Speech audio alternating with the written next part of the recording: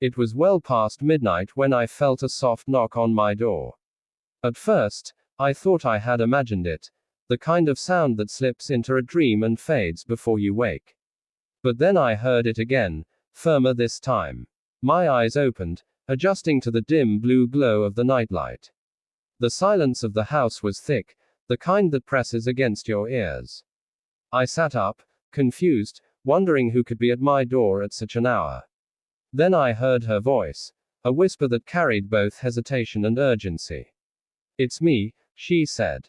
My heart skipped. It was my sister-in-law, the new bride, the one everyone in the family couldn't stop talking about. The one who had moved into our home just a few weeks ago. I didn't know what to say. "Can I come in?" she asked softly. Before I could answer, she stepped inside. The faint moonlight fell across her face. Her eyes were wide and restless, like someone who had seen something she shouldn't have. She wore a long shawl that barely covered her shoulders, and her hair was slightly undone, as if she'd left her room in a hurry. I could sense something was wrong, something deeper than fear. "I couldn't sleep," she said, avoiding my gaze. "I needed to talk." Her voice trembled. I motioned for her to sit, trying to understand what could have brought her here at this hour. "What happened?" I asked quietly. She hesitated, then sat on the edge of the bed, twisting her fingers together nervously. For a moment, she didn't speak. The ticking of the clock filled the room, loud and sharp. Finally, she whispered, "There's something you need to know." My stomach tightened. "About whom?" I asked, but she didn't answer directly. Instead, tears welled up in her eyes. "I didn't want to be part of this," she murmured. "But it's already begun." Her words chilled me. "What's begun?" I pressed. She looked up at me, her face pale under the moonlight. "A lie," she said slowly. "A secret that will destroy this house if it comes out." I could hardly breathe. My mind raced through possibilities. Betrayal, deception, maybe something even darker. She took a deep breath and leaned closer. "Your brother isn't the man you think he is," she said, her voice barely audible. "And now, I'm trapped." A shiver ran down my spine. The air in the room felt heavier, charged with something unspoken. I wanted to ask more, but the fear in her eyes stopped me. She stood suddenly, pulling her shawl tighter. "I shouldn't have come," she whispered, glancing toward the hallway. Before I could reach her, she opened the door and slipped out as quietly as she had entered. The echo of her steps faded into the dark corridor, leaving me alone with the echo of her words. I sat there, wide awake, knowing that whatever had just begun tonight would change everything forever. The next morning arrived heavy with unease. The sun filtered weakly through the curtains, painting pale lines across the floor. I hadn't slept at all. My mind kept replaying her words, her trembling voice, the fear in her eyes. What did she mean by a secret that will destroy this house? And why had she chosen me to tell it? At breakfast, everything looked normal on the surface. My brother sat at the table, scrolling through his phone, dressed neatly for work. He looked calm, even cheerful, laughing with our mother about something trivial. But when I looked at my sister-in-law, she wouldn't meet my eyes. Her face was pale, her movements mechanical. Every now and then, I noticed her hands tremble as she lifted her cup. I tried to act natural, but my heart pounded every time our eyes met. She looked away quickly, pretending to be busy. My brother didn't seem to notice. Or maybe he was pretending not to. Something about his calmness felt forced, rehearsed, as if he was hiding something too. After breakfast, I followed her into the kitchen. "Can we talk?" I whispered. She froze, then slowly turned to face me. Her eyes darted toward the door. "Not here," she said quickly. "Someone might hear." I frowned. "Then when?" She hesitated, then murmured, "Tonight.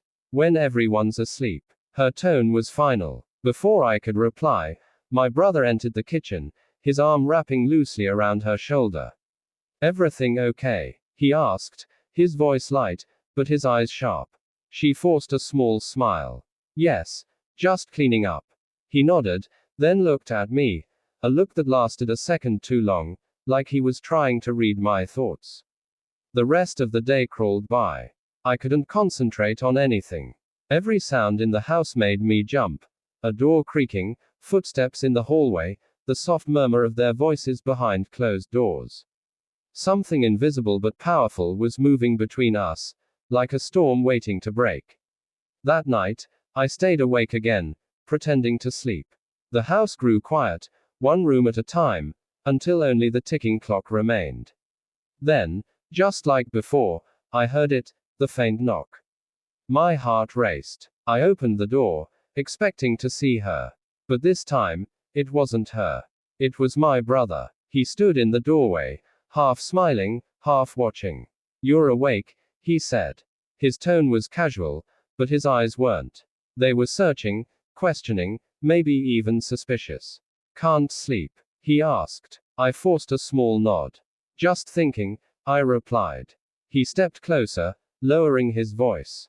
"Be careful what you think about," he said softly. "Sometimes, thoughts can be dangerous."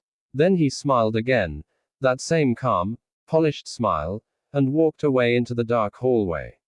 I stood frozen, a chill running down my spine. Now I understood. Whatever secret she carried, he already knew I was getting too close to it. And the night ahead was only the beginning. The night air felt heavier than before, dense with tension and unspoken dread. I couldn't stop glancing at the door, waiting for her knock, though part of me hoped she wouldn't come. My brother's strange words still echoed in my mind. Be careful what you think about, sometimes, thoughts can be dangerous. What did he mean by that? Was it a warning? Or a threat? Hours passed in silence. The clock struck 2. I was beginning to think she wouldn't come when I heard the softest sound.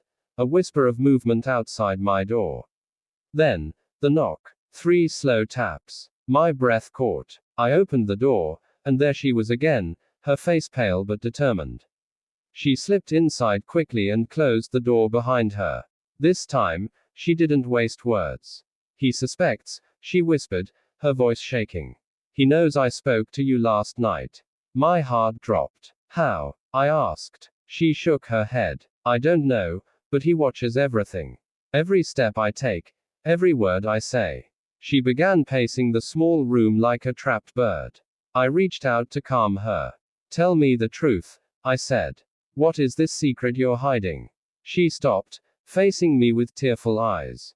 For a long moment, she said nothing. Then, as if something inside her broke, she whispered, "Your brother isn't who he says he is.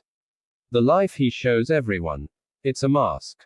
I frowned. "What do you mean?" She hesitated, then took out a folded piece of paper from her shawl. Her hands trembled as she handed it to me. It was a photocopy of a document. A marriage certificate. My eyes widened as I read the name. My brother's name. Married. To another woman. 2 years ago. In another city. The air left my lungs. "This can't be real," I muttered. But she nodded, her tears falling freely now. "It's real. He told me she died. But she didn't. She's alive. And she's coming." The room fell silent except for the sound of my heartbeat. "Why are you telling me this?" I asked quietly. "Because," she said, her voice trembling, "I didn't know until after our wedding. And now he says if I tell anyone, he'll make sure I disappear before she returns." I felt a cold wave of fear. "Disappear?" I repeated. She nodded. "He's not the man you grew up with. You have no idea what he's capable of." Just then, a floorboard creaked outside the door. Both of us froze. The shadows under the door shifted. Someone was there, standing silently in the hallway. Neither of us moved. The handle twitched, as if someone was testing it. I reached out and turned off the small lamp. Darkness swallowed the room. We waited, hearts pounding, listening to the faint sound of footsteps retreating slowly down the hall. When the silence returned, she whispered shakily, "He's watching us. He knows everything." I looked at her, realizing the truth. Whatever game had begun, we were both caught inside it. And by morning, nothing in this house would ever be the same again.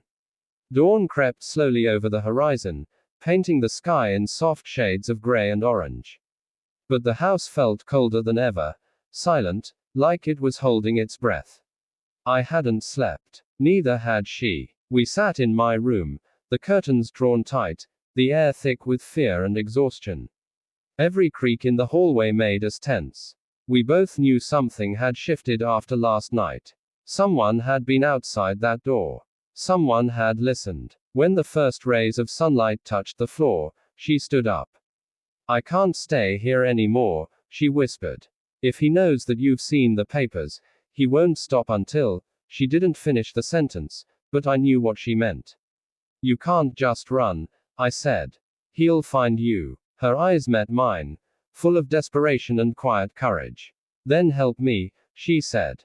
"Help me get out before he does." I didn't think. I just nodded. We waited until the rest of the house began to stir, the clatter of dishes in the kitchen, the muffled sounds of morning routines. My brother's voice echoed faintly from downstairs, calm and familiar, as if nothing had changed. But that was his gift. He could hide evil behind a smile. We planned quickly. She would leave after breakfast, pretending she needed to visit her aunt in the next town. I'd distract him long enough for her to pack a few things. The plan was fragile. One wrong word, one wrong glance, and it would collapse. At breakfast, I forced myself to act normal. My brother sat across from me, his usual smile in place. "You look tired," he said casually. "Rough night." I managed a weak smile. "Just couldn't sleep," I replied. He nodded slowly, his eyes studying me. "Strange," he said. "I thought I heard voices last night. From your room." My heart nearly stopped, but I held his gaze. "You must have imagined it," I said quietly. For a long moment, he said nothing. Then he smiled again, that same unsettling calmness. "Maybe I did," he said. After breakfast, she excused herself, claiming she needed to get ready for her trip. My brother went to his study, leaving me in the living room, pretending to watch TV. Every minute felt like an hour. I could hear faint movements upstairs, the sound of drawers opening, a suitcase zipper, hurried footsteps. Then, suddenly, the door to his study creaked open. His footsteps echoed across the hall. My chest tightened. He was going upstairs. I jumped to my feet. "Hey," I called out. "Can you help me move something in the shed?" He paused at the foot of the stairs, eyes narrowing. For a moment, I thought he would ignore me. Then, slowly, he turned back. "Sure," he said smoothly. I led him outside, my heart pounding so loud I thought he could hear it. Minutes passed like hours as we moved boxes and old tools. Anything to keep him occupied. When we finally returned, the house was silent. Her suitcase was gone. So was she. He noticed immediately. His expression hardened, his smile fading for the first time. "Where is she?" he asked coldly. I swallowed hard. "She said she was going to her aunt's." He stared at me for a long, tense moment, then, without a word, turned and walked toward his car. The engine roared to life, and within seconds, he was gone. I stood alone in the doorway, the wind brushing against my face. She had escaped, for now. But deep down, I knew it wasn't over. Secrets like his don't stay buried for long. And when he found her, the real nightmare would begin.